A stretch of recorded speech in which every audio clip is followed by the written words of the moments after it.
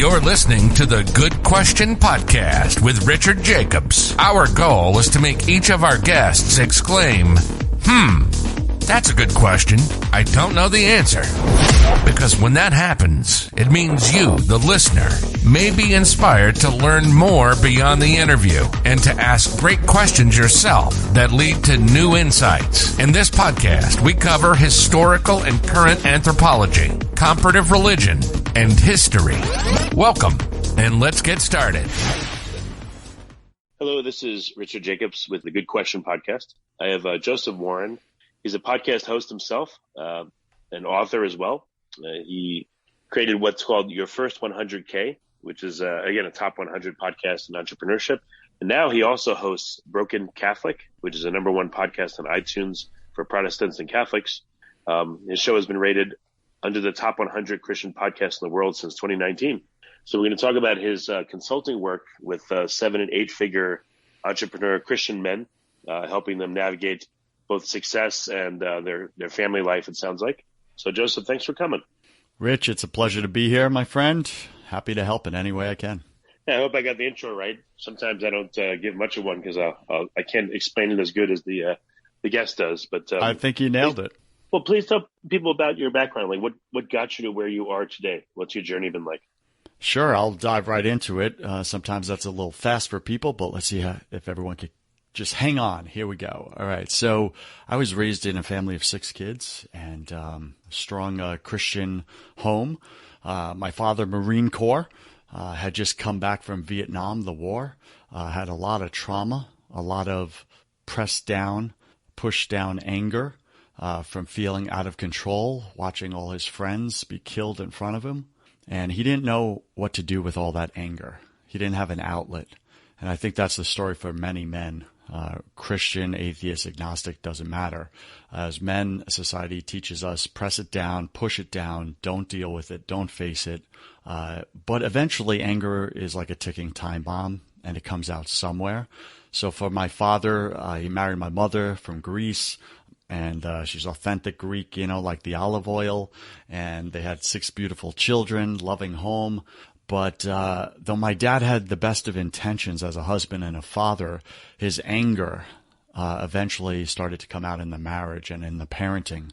And he just had such a short fuse. He would blow up on us all the time, just for doing things that children do, like disobeying, for example, or disrespecting, or testing our boundaries. And my dad just didn't know how to process that. So he would just blow up, just out of control emotions. So I got to see that as a young boy.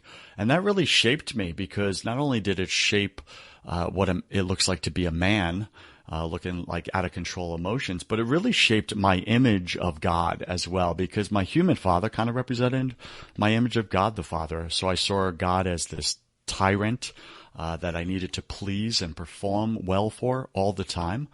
And if I didn't, he would explode on me and judge me and condemn me. So I was very afraid of him.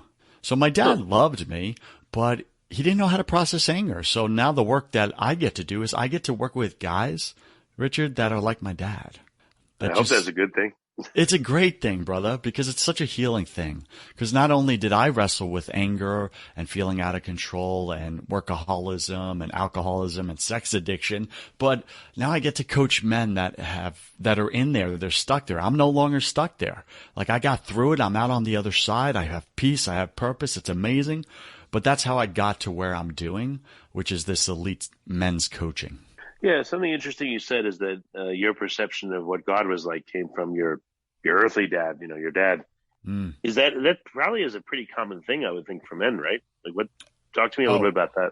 Yeah, I think it's very common, actually. Our first image of, love and tenderness and masculinity is really from our fathers. Our mothers, it's nurturing, and it's a lot of those female characteristics, which are awesome. But we're looking to find out as young boys, like, who am I? What does it mean to be a man? How do I do it? Well, I want to be like Dad. Dad is Superman to me. Or Dad is the criminal, the villain, in one of the Superman movies. But we look up to our dads, whether good or bad. We look up to them as the example, not just for masculinity and how we're going to be, but also for the example of God. Because our fathers are fathers and they're made in God's image and likeness, right? So we get to see God in them. And unfortunately, a lot of fathers are broken.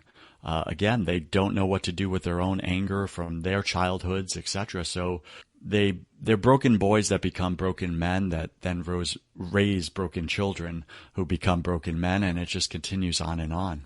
I don't know, how have you seen your clients react to different father archetypes? One that was absent, or one that beat them, or one that was, always there and calm and went to all the baseball games. Like, how do these different things manifest in the child? Yeah, good question. So I think men go one of two directions when they're looking at their own life and what kind of man they're going to be, they want to be exactly like their dad because their dad had all these awesome, amazing qualities and characteristics, or they want to be the exact opposite of their dad because he wasn't there for them. He abandoned them. He left them. He hurt them. He abused them. He broke their trust, etc. And we see a lot of that coming out in the news and the media, etc. So as a young man, we choose, like, which am I going to do? Well, I don't want to be anything like my dad. I don't like the way he did it. I'm going to do the exact opposite. The problem is we witnessed masculinity in our fathers for so long that it actually seeped down into our subconscious. So even though we tried not to be like dad, for example, which I did, by the way, I wanted to be the opposite of my dad. Yet when I finally started dating and I got married, I found myself showing up just like my father, out of control, explosive. I would do it in business. I would push people away from me. I was the lone wolf. I was just an angry, volatile person. I was a workaholic, all these things, right? And a lot of that came from my dad, even though my intention was to be the exact opposite. So we have to address those once we become young men, right? But most men don't know how to do that. So that's what I get to help them do. A marketer that I know, he had worked on arthritis, and he said that men seem to react with anger to frustration or disability or other problems, and women seem to react with sadness. But Yes. What have you seen? Is that I've seen exactly that. Yeah, I think he's spot on. What I've learned in my own life personally, Richard, is that anytime I felt out of control, there was things in my life that I just couldn't control, whether it be people or situations, projects at work, etc., that would stack up and build into frustration. The frustration, if left unaddressed, would build into anger. The anger, if left unaddressed, would build into this inner rage within me. And I would just show up so controlling in my business, so controlling in my dating relationships. Because, again, going back to that, as a man, we have to control things. Like, I believe we're all a bunch of little control freaks, right? Some of us admit it, others are in denial. But our need to control and then our inability to do so, that gap in between is where all the anger comes from. So I believe the only one that's in control of our lives is God. That doesn't mean we show up irresponsible by any means. But if you look at the pandemic as an example, look at how much in our lives is outside of our control. We can't stop things from happening. We can't start things from, it's just like it comes to a point where we just get so frustrated that we can't manipulate. We can't control things. We can't get people to think the way we think, do what we want to do, and we get angry about it. And then on top of it, society tells us, men, you're not allowed to be angry. You're not allowed to. That is a bad characteristic. You will be canceled for that. So where does that leave us, men? It leaves us in a very difficult place. And that leads to what I believe is the number one myth about anger, men's anger specifically. And that is that anger is bad. The world tells us anger is bad, especially in men. That's a myth. It's a lie, 100%. See, anger is a God-given characteristic of masculinity. There's strength in anger. When you're angry, you become a very strong, powerful force, a force of nature. And as men, we can look in our own lives at those times when we got angry about something and we had to defend someone or fight someone or drive a project, push it forward. And anger is a very powerful energy in business. It can make us very successful. I know in my own business, I did 7 figures very early on because I channeled all my anger into business. But here's the thing. Anger is good in certain areas of our life and dangerous in others in our personal lives. When we bring anger home, yell at our wives and kids, we destroy the very relationships we're working for. So the number one myth about anger is that it's bad, when in fact it actually is good. It's just misdirected. And the reason why it's misdirected is because as men, again, going back to my own life, my clients' lives, all the men I get to work with, there's this part of us. We look at different areas of our life, Rich, and we see areas that are outside our control, like we said, or we see areas that we're being complacent or lazy in. We're not taking control of. It's like, I know I should be doing this, but I don't. So I get frustrated. So that complacency builds up as well, right? So the anger has got to come out somewhere, but rather than pointing the anger in the direction of the thing that I need to change in myself, in my life, and take that on and do the hard. We're men. We're made for hard. And do the hard. What do? We get complacent, and then we get frustrated, and then we blow up and blame everyone around us because we didn't actually take ownership of that area of our life. Does that make sense? Yeah, there's frustration there, all kinds of stuff. And right, if you go home and you're not nice to your family, then it's shameful. So it's like this really bad cycle that I try to work on all the time. And I'm sure a lot of people try to work on, but it's very difficult. That's exactly it, right? We get pulled into the shame cycle, right? Because now we're blowing up on our wives and kids more often than we should or that we would want to. And then immediately we feel guilt and shame around it, which then does what? Makes us feel out of control, even in that area, which then builds into frustration and more anger, and around we go. So what do? We look for outlets. We look for adult pacifiers, suck-on toys as men.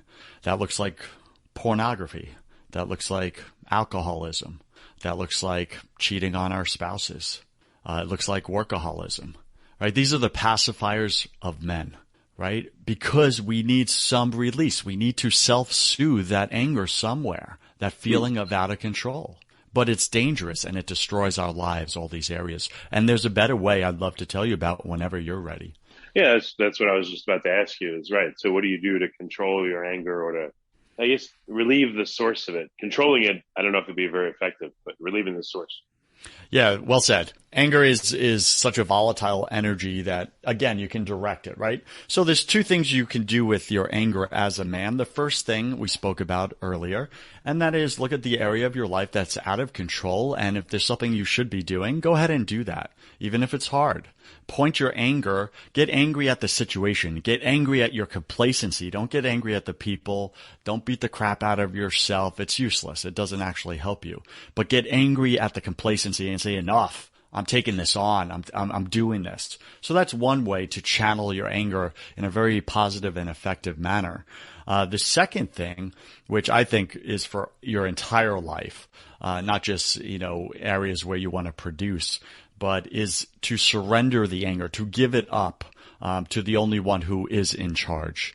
And I'm a man of faith. I get to work with a lot of men of faith. And what we do is we teach them, and I give them the tools of how to surrender their anger to God, right? So that they release it from themselves. Again, as men, we're trained since little boys. Push it down. Push it down so you don't have to deal with it. These negative emotions. Only women are allowed to feel in public, not men.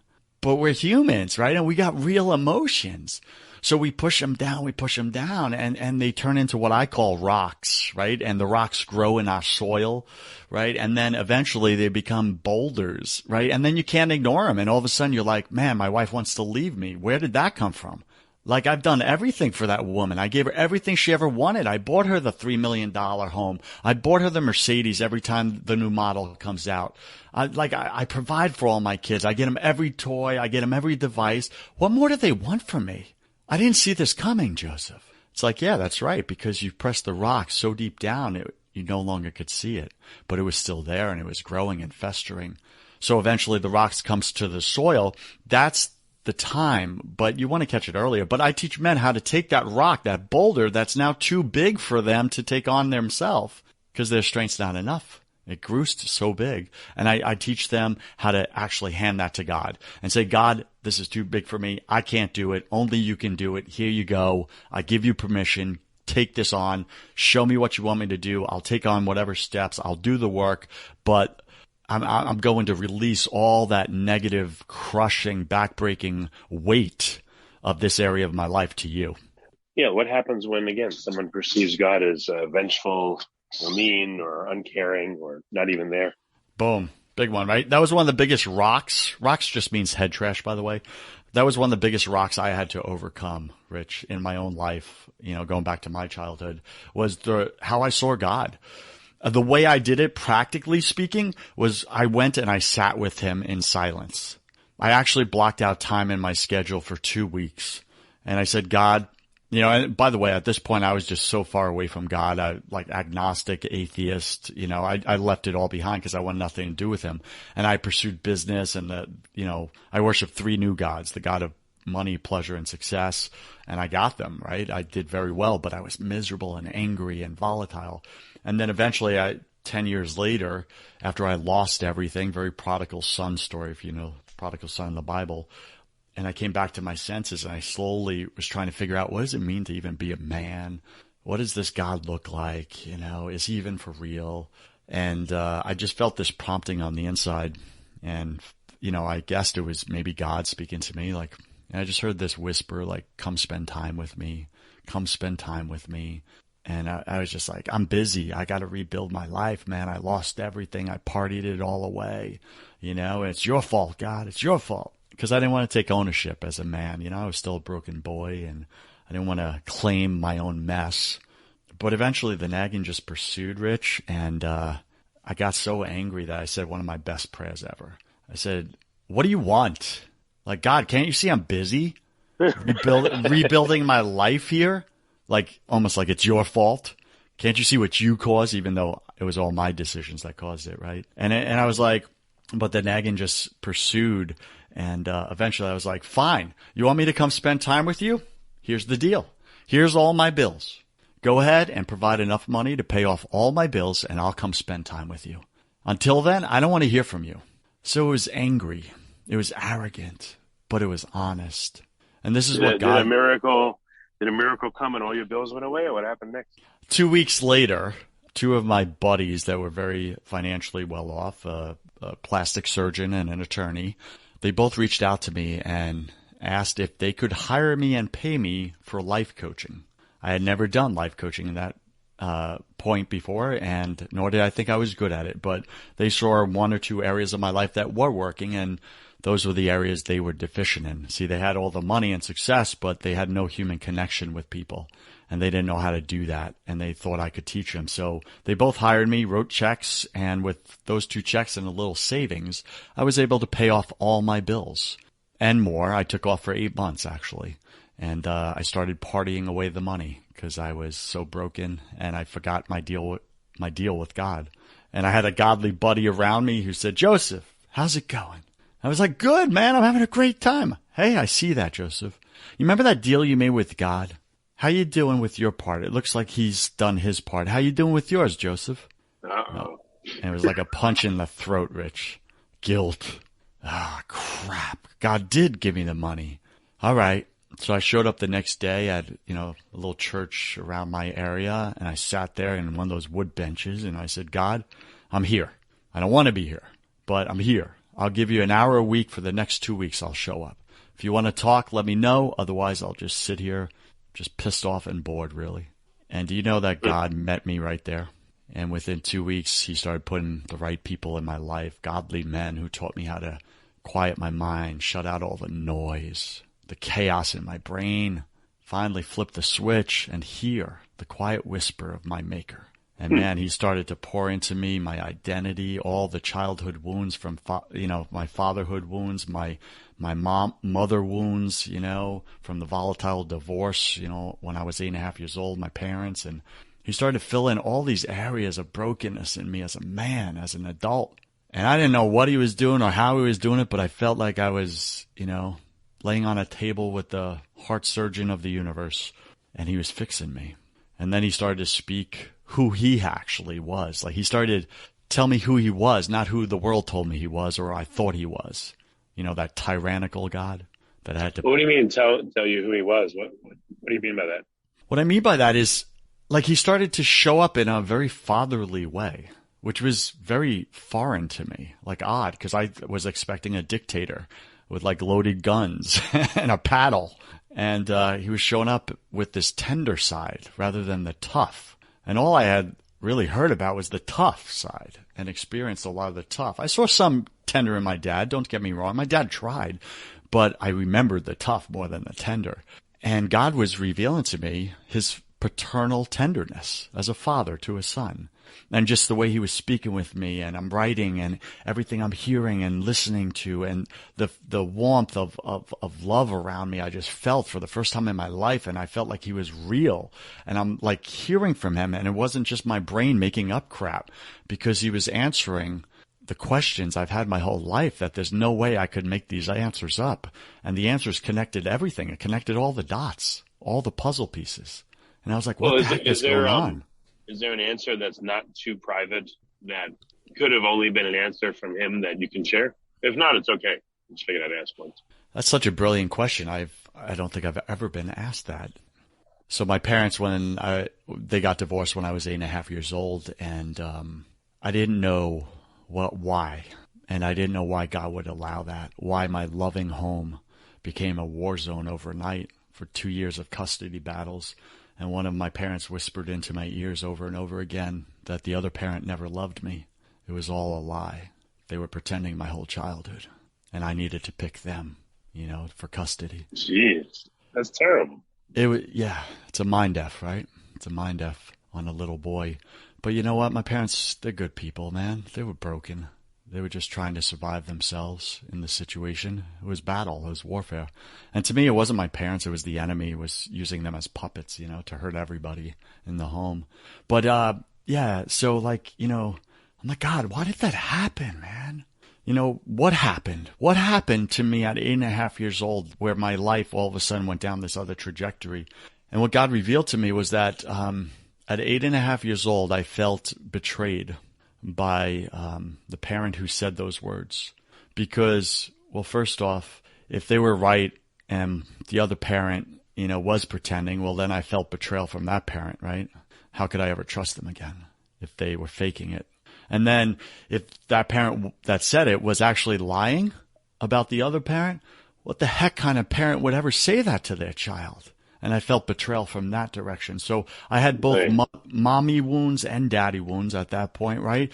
And I'm like, God, what? Why did that happen? And what happened? And in an instant, it was just revealed to me that at 8.5 years old, I couldn't process all that betrayal from the two greatest heroes of my life, my mom and my dad. So I made an unconscious decision as a little boy never to love again, never to let anyone into that part of my heart.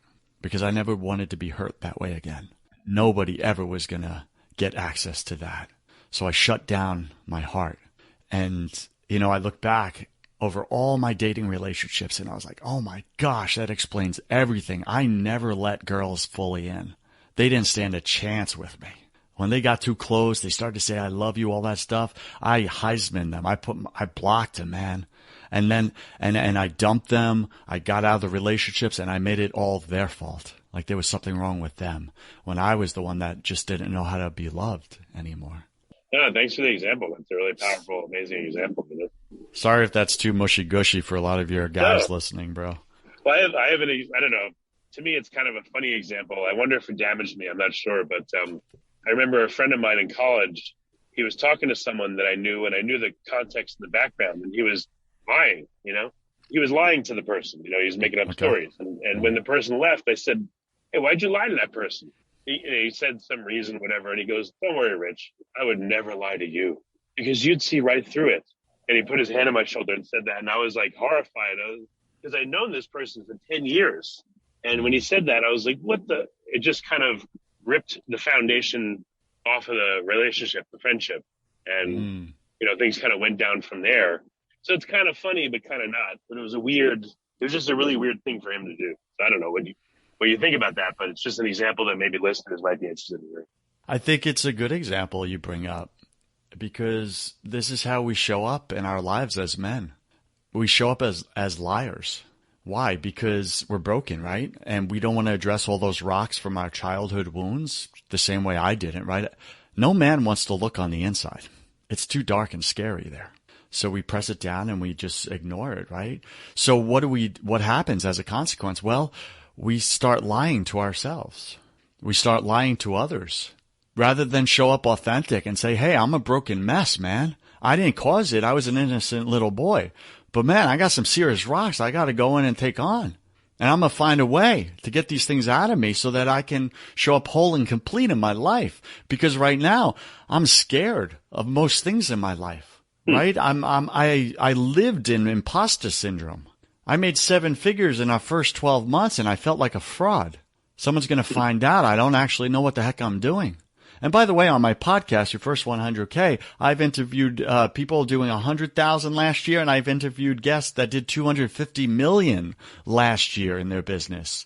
And they all wrestle with imposter syndrome. Why? Because we're lying to ourselves and we're lying to everyone around us, rather than going in and doing the hard work of excavating the rocks, looking at them, and then surrendering them to God so that He can blow them up permanently. And we never have to deal with them again. And by no means is what I do counseling. I don't do counseling. I don't do therapy. And though those are good and helpful for a lot of people, they're incomplete, in my opinion. I have plenty of clients that come to me that, Joseph, I've been in, counseling or therapy for 15 years dealing with this stuff, man. It helps a little. I'm like, how's it going? Well, I still got the rocks. I'm like, I know. Because all you're doing is moving them from one side of your back to the other your whole life by talking about them, complaining about them, airing them. You're not actually getting rid of them. See, what we do in the coaching container that, me and my clients meet in is we go in with God's power and we blast those suckers to smithereens once and for all. So it's a one and done. See, if you look at Jesus in the Bible, every time He healed someone, He never said, okay, now go ahead and schedule your follow-up visit. Did He? No. No, it was a permanent healing because when God's power comes in, He heals once and for all. So that's why I'm not a genius by any means, but I am a man who is broken and I have dealt with a lot of the addictions in my own life that my clients show up with. I had severe sex addiction, right? It was bad. Because it was a pacifier for me, because it was filling the void, attempting to fill the void. You can't fill the black hole inside of you. But I was trying to fill the void. So now when I speak with men and they show up from all walks of life, men far smarter than me. I got doctors, attorneys, I got celebrities, I got athletes, all these guys that are, they're elite performers in life and in business. And many of them have accomplished far more than me. But man, they're like, Joseph, you meet me right where I am and you actually know what I'm talking about because you've been in the darkness yourself. You've been in the trenches. All right, now show me how to get out. And I'm like, let's go, brother. Let's go. Listen, there's nothing wrong with you, brother. There's nothing wrong with you. The enemy in the world and the feminist and all that stuff, they want you to think you're broken. You're irreparable as a man. Give up. Show up as Bart Simpson. Show up as Family Guy. This pushover, weak, passive. Men in the movies are always portrayed as idiots. And always, right? So we have an entire... Or as just soldiers and violent and one-dimensional. Exactly. There you go. Perfect. Right? So we have this 2 to 3 generations, Rich, as you know, of these passive American males. I call them Pams, right? They're Pams. They're passive. They're complacent. They won't take on the hard because they don't even actually know if it's going to work out. And everyone says, don't try. Don't apply that anger anywhere in your life. But, what we do is we teach men that, hey, you're not broken. There's nothing wrong with you. You just got some rocks standing between you and what you actually want in your life or what you want in your marriage or what you want in your parenting or in your business or your relationship with God. I am a highly trained demolition expert. You want to blow those rocks up? Let's go. Men like blowing up things, man, but men hate doing inner work. So does it have you been, I know you focus on Christian men, but have you Sure. done things in a secular way, or is it always with the help of God? Yeah, great question. So of course there's practical tools from human psychology that we use in our coaching. I've coached clients that came to me as atheists, as agnostics, and they're like, dude, do I have to be a Christian to work with you and get the results? I'm like, no, you don't have to be a Christian to work with me, but you do have to be open to truth. So if you're willing to pursue truth wherever it leads you, so you have to be open that there may be a God and you may be wrong and you may not be him. You know, if you're open to that you're not the God of your own universe and there is a possible higher power above you that does want to love you and help you. Yeah, then that's cool, right? I'll meet you right there. See, God met me when I was an atheist. He came into the darkness. I was the lost sheep, if you know the Bible, right? He left the 99 good sheep and he came and found the broken, deserted, partying sheep out in the darkness. He came and found me. I wasn't looking for him. I was like a couple breaths away from eternal damnation. I was being strangled to death, almost murdered. Like my life was bad. I screwed things up. But his mercy compelled him to come and find me. So it doesn't matter where you are in your spiritual journey is the short answer, as long as you're not willing to stay there. If you're willing to go forward and grow wherever that leads you, then I can help you. If you're not, well, then you're closed-minded and you're not ready for the coaching anyway. Yeah, that makes sense. I don't know. You probably already said it in multiple different ways, but what are some of the most common hurts that men have that come to you? You mentioned imposter syndrome. But these deep, older things that, like you call the rocks, what are they comprised of? What's the subset of like the majority of people what they have? I would say the majority of men are dealing with guilt and shame from past mistakes or past hurts. And they're carrying those shame rocks around with them. And they're crushing them. And it doesn't allow them to be present with their wives, with their kids, with their employees, with their staff. They're showing up like a hollow man, right? A shell. With a fake smile, but on the inside they're hurting because they haven't addressed it. They've been a lot of guys. I mean, think about it, the statistics, right? To go dark for a second, last time I checked, which was years ago, it was 1 in 5 boys, under the age of 7 have been molested. Right, 1 in 5, and then for girls it was 3 in 5, right? So when you think about that, we'll just stick with men here. 1 in 5 men, someone broke their trust and hurt them sexually. Like, think about that. Imagine the guilt and shame they dealt with. I know of a specific gentleman, and I'll share as an example just quick his story here. When he was a young boy, he moved to a new area with his parents, etc., and he was trying to fit in with the neighborhood kids. And these older kids, invited him, "Hey, you want to come over to the graveyard? We're gonna have some fun and hang out and party, whatever." And he was like, "Cool." So they went to the graveyard, and these kids, they all ganged up on him and they raped him. All these older boys, sickening. Jesus. And then they made him feel guilty. They started taunting him and calling him gay because he possibly took pleasure in it, right? And talk about a mind F, emotional F, spiritual F on this little boy. And then they said, we're going to leave you, you're going to dig your own grave. And they brought a shovel with them and they had him start digging his own grave and they were going to bury him there so there was no witnesses. I mean, talk about... That's horrible. But think about the rocks, the broken hurt in those boys for them to be able to do something like that, right? Let alone the rocks they're now throwing at this boy. So my inclination would be to go back there and smash them all in the head with a hammer. Yeah, exactly, right? Yep. There you go. But thank goodness God is the only one that can judge and not us. Otherwise, the entire world would be dead right now, right? Because we would kill each other off. But I'll wrap up the story. That little boy, he starts digging his own grave, and an adult ended up walking on the grave site or whatever, the graveyard, entering in. And he ran as fast as he could, and he got out safely, right? But for the rest of his life, he said, especially in his dating relationships, he always questioned if he was gay, if he was straight. He couldn't connect with girls. He just carried the guilt and the shame for most of his adult life. And then he found pacifiers, right? He became an alcoholic. Then that turned into major drug use. And he was just addicted to all these things.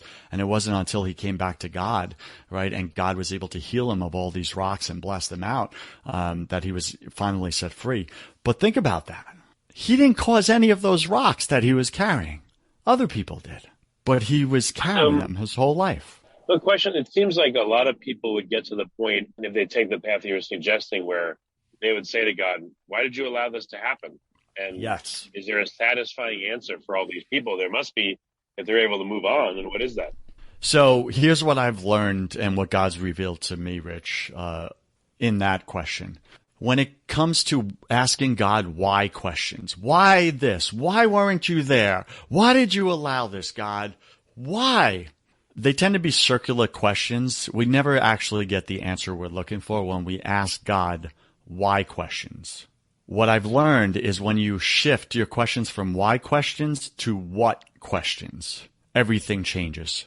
When you start asking God, what was meant to come of that? What was the reason I had to go through that hurt or experience that thing in my life? What was the reason why? What was the reason why that storm happened? Or, I'm addicted to sex and I can't get out of it. Like, what do you want me to do next with this? What is your plan for my life from all this hurt, from all this brokenness? And when I started asking what questions and I stopped asking why questions, which are just circular and you never arrive at good answers, and I asked the what questions, I started to get real answers that started to fill in all those wounds in my life. Is that helpful? Yeah, I guess it's, this is a situation. We just got to move forward. Yeah, a lot of here instead of lamenting the past. Why sounds like lamenting the past. It's not. It really is. Yeah, it's kind of like therapy. It's talking about it, but not moving past it. So when you let go of your why questions and you release the grieving process of the hurt, the mistrust, the brokenness, even the loss, right? You lose a spouse. It's very common. And you say, God, why? You know how many people, Rich, I know that have left God, left religion, left their church after their spouse died because they blamed God? Oh, really? Oh, 100%. Like, why would you take them? I wasn't ready for you to take the love of my life, God. I want nothing to do with you. But it's just the circle of life. I haven't experienced it, thank goodness. So that's why I'm surprised at it. So. Yeah. So these people are able to move forward from grief and loss when they start asking God, what questions? What's next for me? What's to come of this? What do you want me to do with the remainder of my life?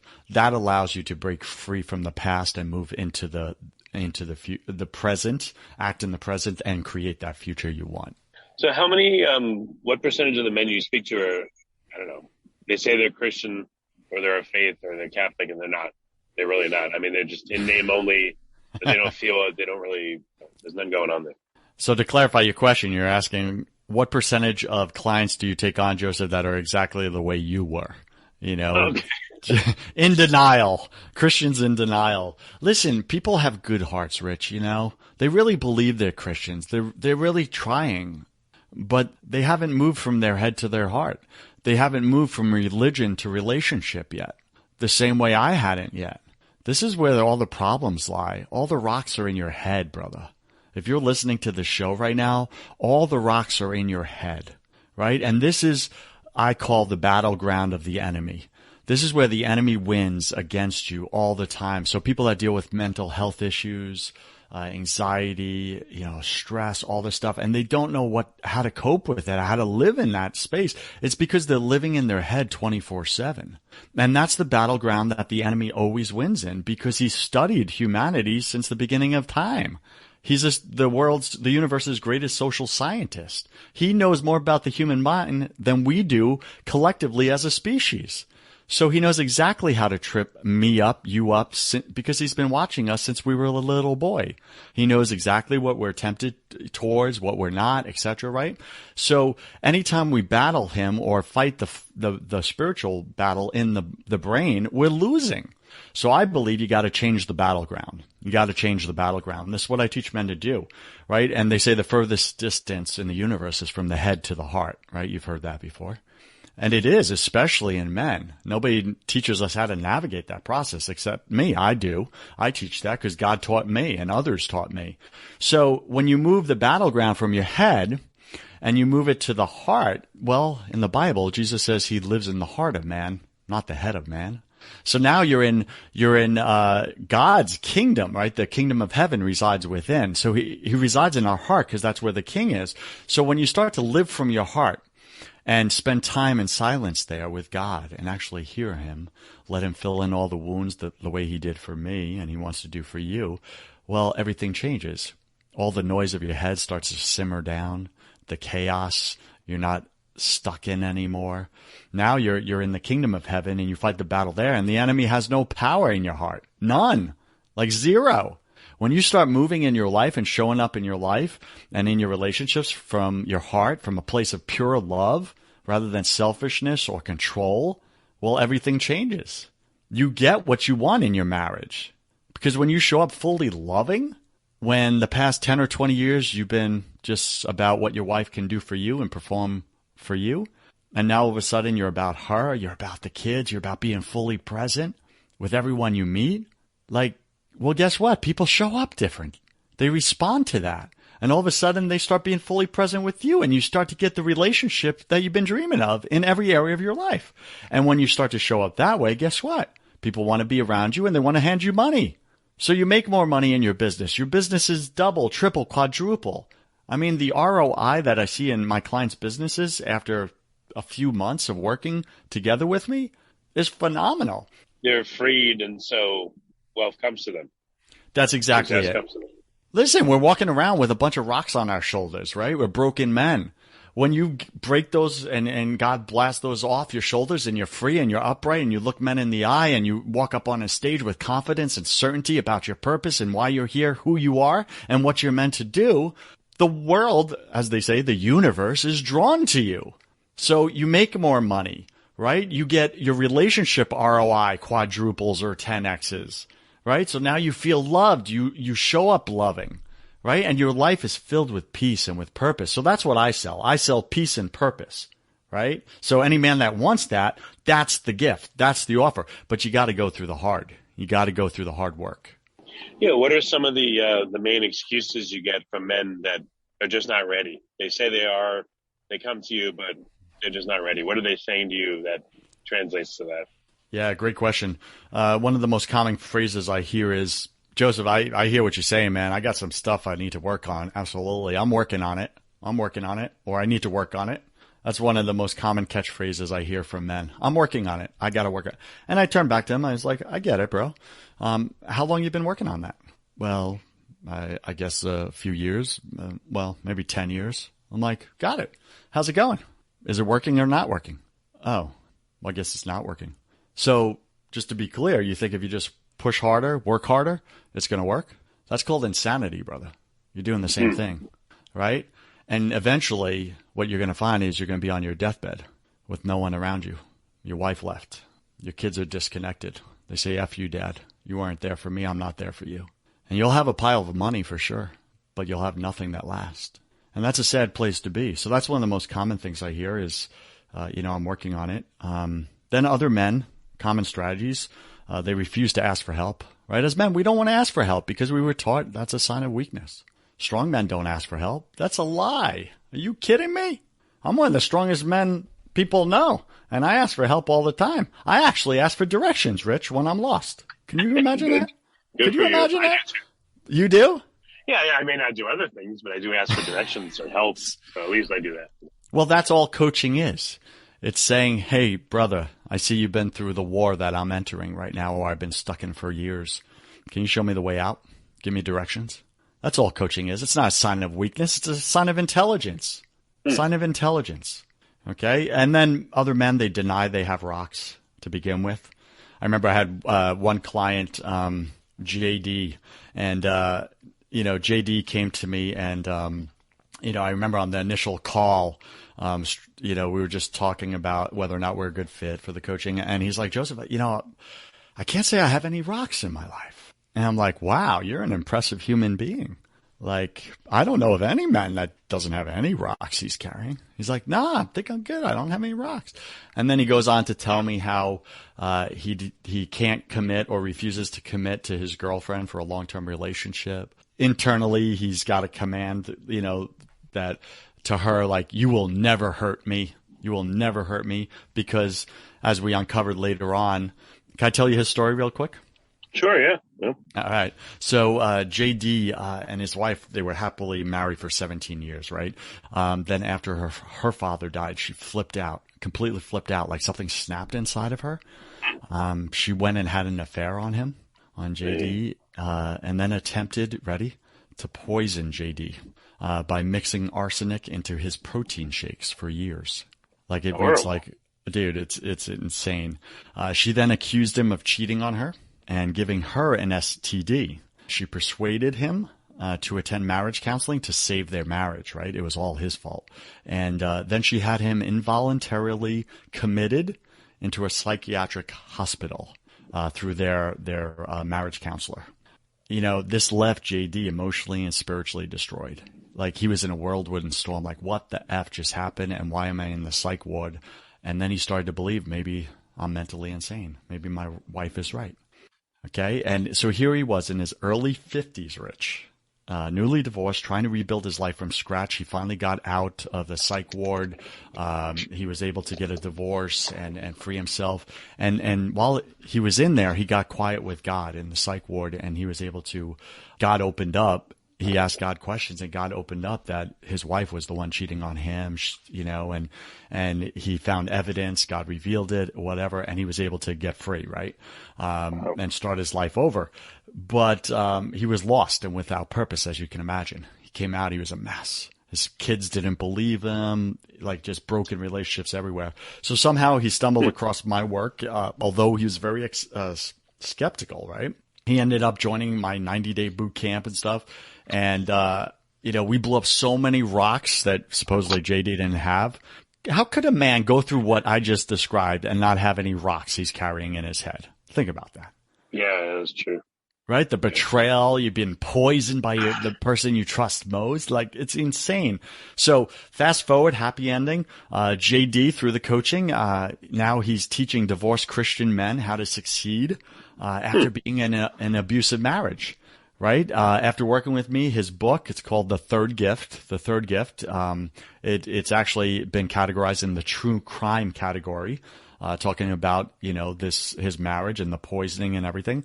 It's sold out on Amazon more than 5 times already. He has over 187,000 followers on TikTok. Did he dedicate the book to her? That I don't know, but, the title is, My Dance with the Devil and Her Mother.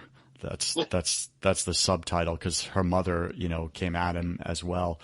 His online videos of his shocking story went from a few thousand views before we were coaching together, to now over 1 million views. And a couple of his videos have over 15 million views per video. So that's the power of the system that we're talking about. When we blow up rocks using God's power, he comes in and sets men free. That's when they get their peace back. And once they have peace, which is a prerequisite for purpose, they're able to step into their purpose and calling fully. Can you, do you think these people can have peace? Well, do they have to let go of the desire for revenge, or do they have the desire for revenge or vengeance? And does that have to be let go in order to achieve peace? Well, that's a great question, right? I have an answer to that, but I want to ask you, what do you think? They probably do have to let go of it, you know? Yeah. Yeah, for sure. Why? Because that's a rock that's holding them down. It's crushing them. When you're carrying anger and resentment, what do they say? Like, holding on to resentment is like drinking poison and expecting the other person to die. That's the frustrating thing, though, is you can't even get mad and enjoy it. Yeah, there's no actual real pleasure in misery, is there? No, that's true. That's true.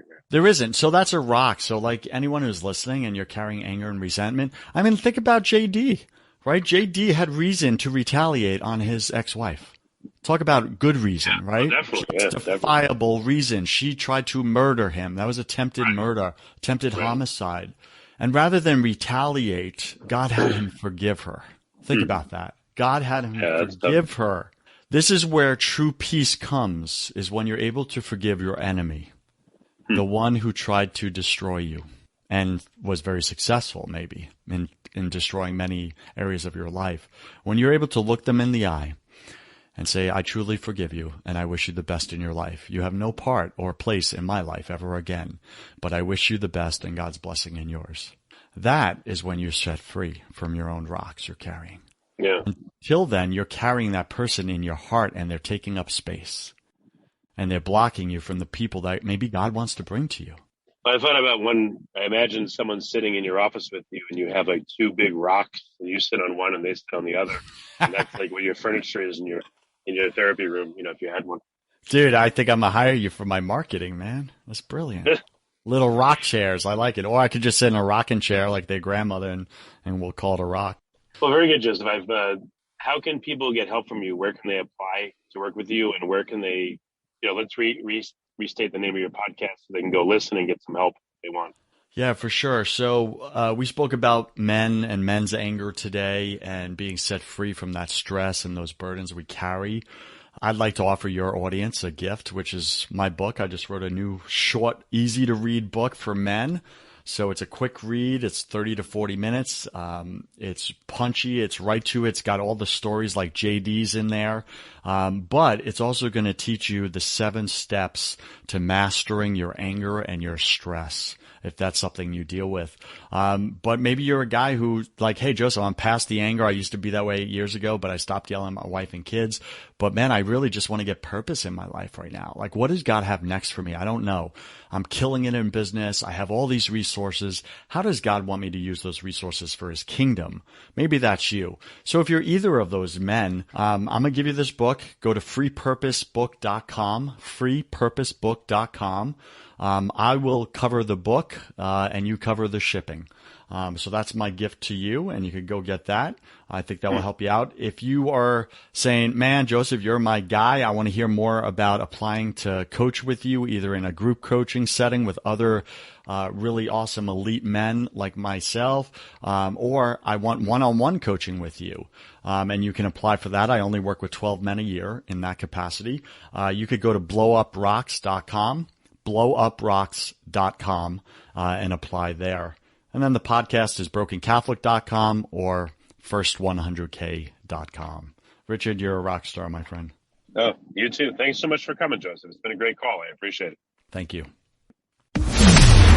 Thank you for listening to the Good Question Podcast. Please email support@thegoodquestionpodcast.com if you have any referrals to great guests for us to interview. Visit thegoodquestionpodcast.com to hear more interviews. And please help us spread the word by rating and reviewing us on Apple Podcasts, iTunes, Spotify, YouTube, or wherever you listen to this podcast.